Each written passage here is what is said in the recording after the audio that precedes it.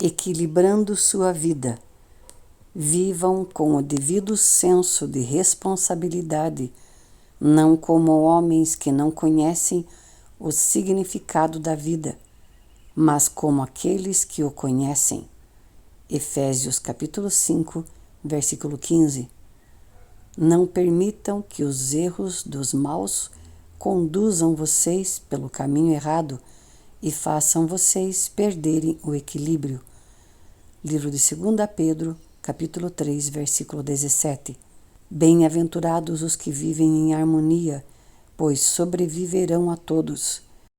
Uma das competições das Olimpíadas de Verão é o pentatlo, composto de 5 modalidades: tiro, esgrima, equitação, corrida e natação. O objetivo do pentatleta é vencer todas as 5 provas, não apenas uma ou duas. Sua vida também é um pentatlo, com 5 propósitos que devem ser mantidos na mesma proporção. Estes propósitos foram praticados pelos primeiros cristãos em Atos 2, explicados por Paulo em Efésios 4 e exemplificados por Jesus em João 17, mas estão resumidos no grande mandamento e na grande comissão de Jesus. Estas 2 declarações resumem todo este livro, os 5 propósitos de Deus para a sua vida. Primeiro propósito: ame a Deus de todo o coração. Você foi formado para o prazer de Deus, então seu propósito é amar a Deus por meio da adoração. Segundo propósito: ame o próximo como a si mesmo. Você foi formado para servir, então seu propósito é demonstrar amor a outras pessoas por meio do ministério. Terceiro propósito: vá e faça discípulos. Você foi formado para uma missão, então seu propósito é compartilhar a mensagem de Deus por meio do evangelismo. Quarto propósito: batize-os. Você foi formado para fazer parte da família de Deus, então seu propósito é se identificar com a Igreja do Pai por meio da comunhão.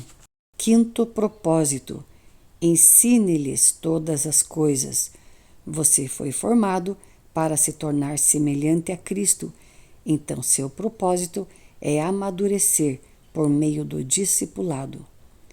Um compromisso sério com o grande mandamento e com a grande comissão fará de você um grande cristão. Manter os 5 propósitos em igualdade não é nada fácil. Todos tendemos a exagerar nos propósitos que nos despertam maior paixão e a negligenciar em outros. As igrejas fazem a mesma coisa, mas você pode manter sua vida equilibrada e estável juntando-se a um grupo em que haja incentivo mútuo à responsabilidade, de modo que você possa avaliar regularmente sua saúde espiritual. Registrar seu progresso em um diário pessoal e transmitir o que aprendeu a outros. Essas 4 atividades são importantes para que a vida seja dirigida por propósitos.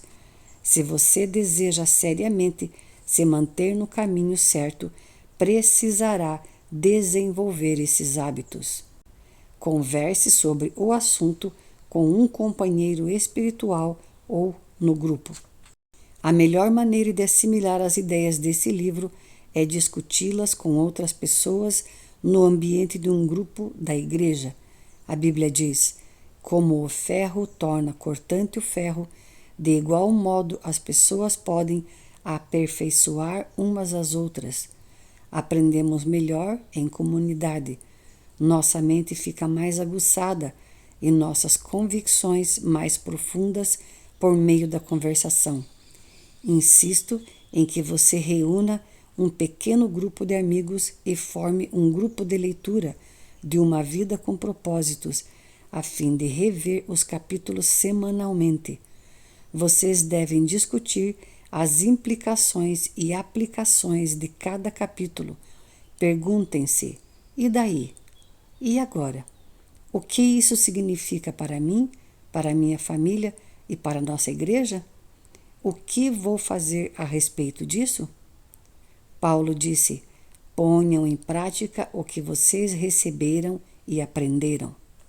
Um pequeno grupo de leitura proporciona muitos benefícios que não podem ser alcançados somente por um livro. Vocês podem comentar o que estão aprendendo e discutir exemplos de vida real. Podem orar, incentivar e apoiar uns aos outros à medida que começarem a viver esses propósitos. Lembrem-se de que fomos feitos para crescer juntos e não separadamente. A Bíblia diz: encorajem uns aos outros e fortaleça uns aos outros. Faça um autoexame espiritual periódico. A melhor forma de harmonizar os 5 propósitos em sua vida é por meio de uma autoavaliação periódica. Deus dá grande valor a esse hábito. Somos orientados, pelo menos 5 vezes nas Escrituras, a verificar e a examinar nossa saúde espiritual. A Bíblia diz: examinem-se para terem certeza de que estão firmes na fé. Não se desviem, achando que tudo está garantido.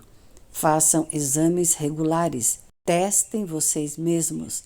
Se falharem no teste, faça algo a respeito. Para manter a saúde física, você precisa ir regularmente ao médico para a verificação dos sinais vitais, pressão sanguínea, temperatura, peso e assim por diante. Para a sua saúde espiritual, você precisa examinar regularmente os 5 sinais vitais da adoração, da comunhão, do crescimento, do caráter, do ministério e da missão. Jeremias aconselha: vamos observar bem a maneira em que estamos vivendo e reordenar a nossa vida sob a autoridade de Deus. Na Igreja Saddleback, desenvolvemos uma ferramenta simples de avaliação pessoal que tem auxiliado milhares de pessoas a permanecer no propósito de Deus. Você ficará surpreso ao ver como essa ferramenta o ajudará a alcançar o equilíbrio para uma vida saudável e de crescimento. Paulo disse que a ideia entusiástica do início seja igualada pela ação realista de agora. Anote seu progresso em um diário. A melhor forma de consolidar o progresso no cumprimento dos propósitos de Deus para a sua vida é mantendo um diário espiritual. Não se trata de um registro dos acontecimentos, mas das lições de vida que você não gostaria de esquecer. A Bíblia diz: é imprescindível que guardemos em segurança tudo que temos ouvido para que jamais nos desviemos. Podemos nos lembrar do que registramos. Escrever ajuda a esclarecer o que Deus está fazendo em sua vida. Dawson Trotman costumava dizer: os pensamentos se desembaraçam quando nos passam pelos dedos. A Bíblia registra várias ocasiões em que Deus ordena a alguém a manutenção de um diário espiritual. Por exemplo, conforme a orientação do Senhor, Moisés manteve um registro da progressão deles. Não lhe deixa contente o fato de Moisés ter obedecido a orientação de Deus de registrar a jornada espiritual de Israel? Se ele fosse preguiçoso, seríamos privados das poderosas lições da vida do Êxodo. Embora seja improvável que seu diário espiritual venha a ser tão amplamente conhecido quanto o de Moisés, ele ainda é importante. Moisés registrou as etapas da jornada deles. Sua vida é uma jornada e uma jornada merece um diário. Espero que você, tendo uma vida dirigida por propósitos, escreva sobre as fases de sua jornada espiritual. Não anote apenas o que for agradável. A exemplo de Davi, registre suas dúvidas, temores e lutas com Deus.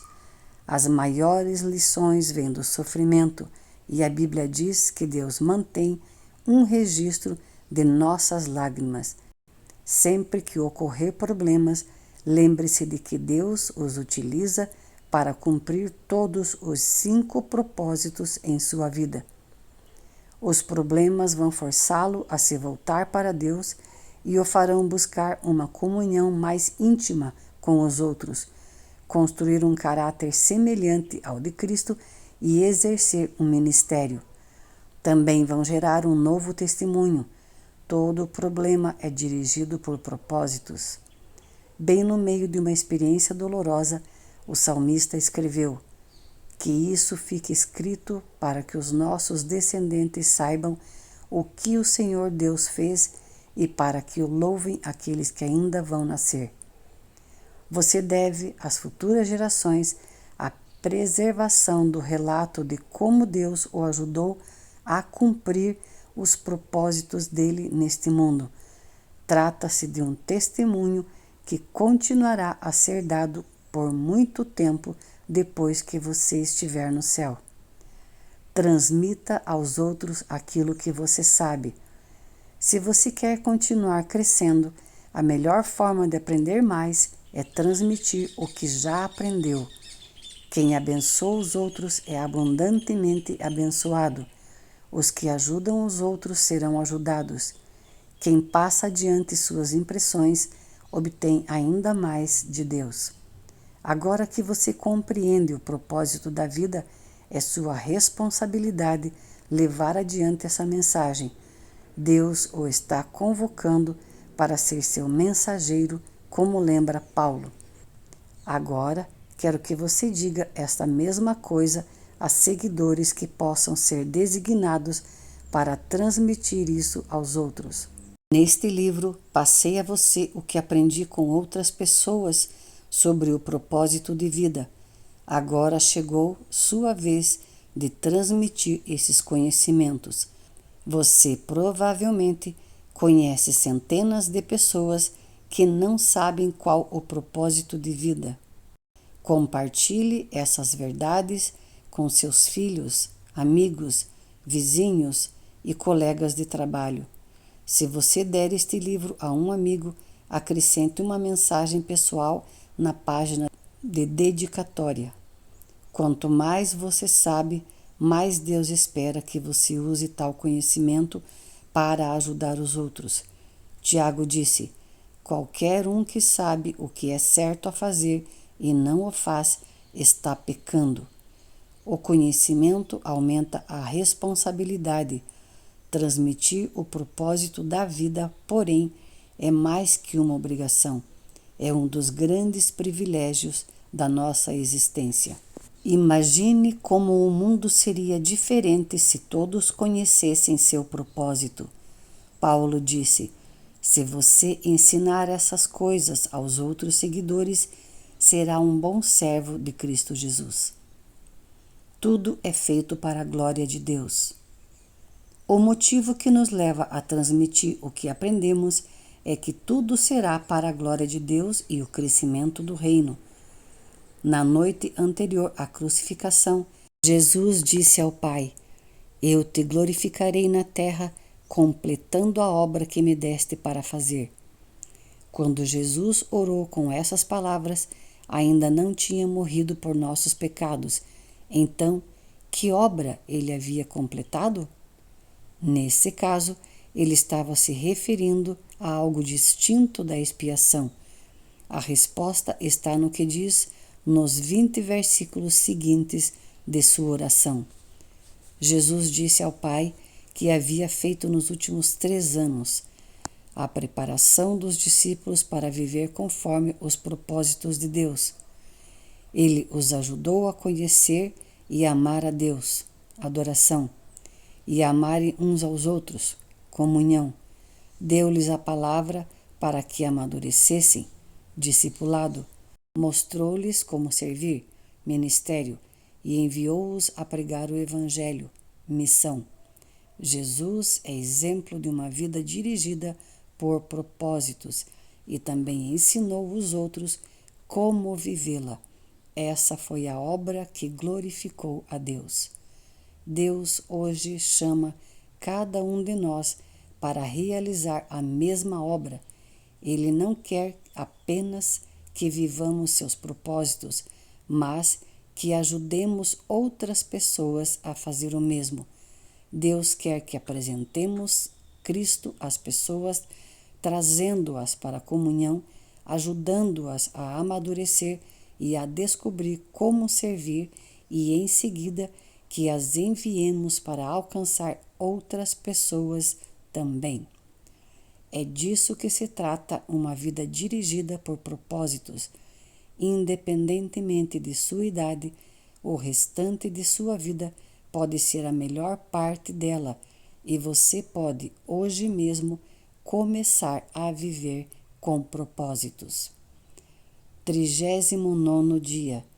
Pensando sobre meu propósito de vida. Um tema para reflexão. Bem-aventurados os que vivem em harmonia.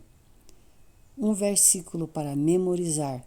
Vivam com o devido senso de responsabilidade, não como homens que não conhecem o significado da vida, mas como aqueles que o conhecem.